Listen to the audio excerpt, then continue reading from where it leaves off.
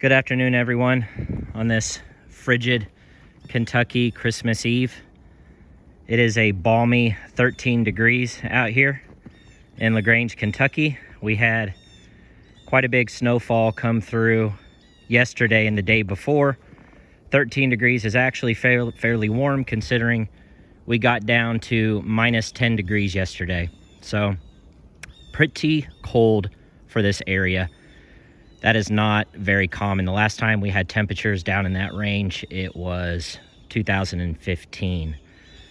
So I came out here just to check on the hives. Number one, make sure they're all still standing.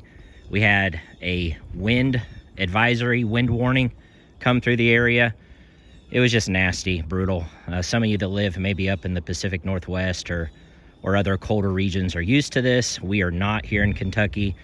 As you can see, we do get some decently cold winter days, but nothing like 10 below zero with a wind chill of minus 30 degrees. That is not common. So the hives look good. Just looking at them visually. Certainly the last thing you would want to do is pop open your hives right now and let all that heat that's inside that the bees have worked so hard to maintain. As you can see, the front entrances on all of these hives are completely sealed. And this is another reason why it is important to have an alternate entrance. And the Vivaldi boards, as I have stated, do a really good job of this. So the bees can still get in and out of the top entrance there, as opposed to this entrance, it's completely covered in snow. Now this snow will melt soon. We are supposed to be into close to 60 degrees by Friday, so welcome to Kentucky.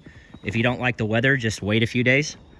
One thing to note, there's been several people that rush out to their hives to quickly clear off the snow from the hives.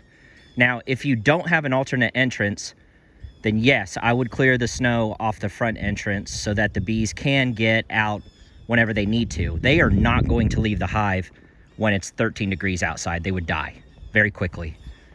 They are clustered inside the hives right now, and they are not going to break cluster when the weather is this cold.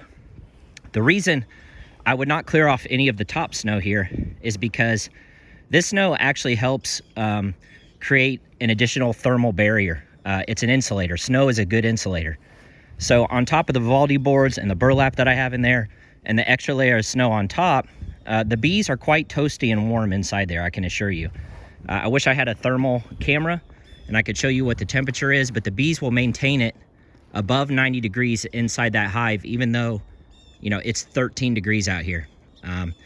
We don't have much of a wind right now, so wind chill isn't as big of an issue. I do not put windbreaks up around my apiary. Some beekeepers do, and that's great. It's personal preference. There's enough of the woods here and being on the edge of this transmission right away. The wind generally goes this way. It doesn't necessarily beat up against the hive. So they may get a little bit of side wind through here, but as you can tell, even with there's no significant snow drifts or anything where the wind is just absolutely crushing these hives. So I'm just going to leave these hives as is. I'll check on them periodically over the next couple days. As the weather continues to warm up, this snow will melt. They will regain the front entrance. But again, if they need to get out of the hive for any reason, bathroom breaks or anything, all the bees can still get out of that top hole, which is on the front of every single Vivaldi board. There's a little bit of ice there, but they can easily remove that. That one's open there. And you can see the burlap inside the ventilation holes. It's all open, so air can easily get in there and dry out any moisture that's caused from the bees that wicks up into that burlap sack. It's worked great. I've checked on all of these hives frequently. The burlap is dry.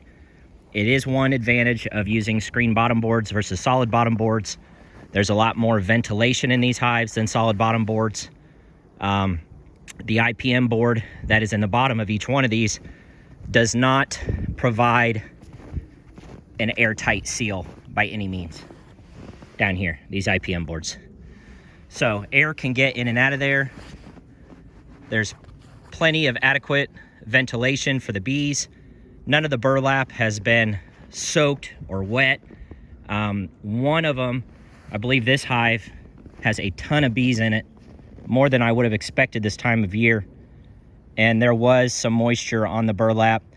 It wasn't soaked, it was just a little moist at the very top of the inner cover hole where they were all exhaling and their breath was coming up. But most of the burlap on the outer edges was completely dry, doing exactly what it's supposed to do, wicking that moisture away, and then the wind coming through here, through these ventilation holes on both sides, and evaporating that moisture out. So again, when it's this cold, 13 degrees above zero, 10 degrees below zero last night, it is dry out here.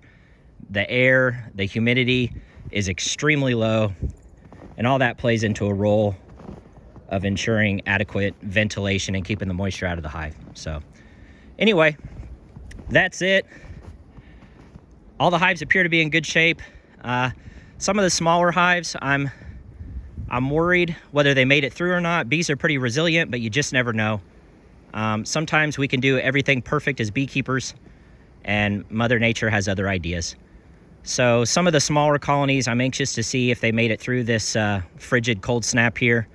I'm pretty sure the stronger colonies were just fine. All the colonies had plenty of food in the Vivaldi board on the inner square there. So plenty of resources, just a matter of if there was enough bees in the colony to maintain the necessary temperature to survive. So time will tell, but I do want to wish a Merry Christmas to everyone. I want to thank you all for subscribing and being part of the Bees in the Weeds family. I certainly appreciate everybody watching the videos and commenting and providing their feedback. So until then, if I don't talk to you, have a Merry Christmas and a Happy New Year.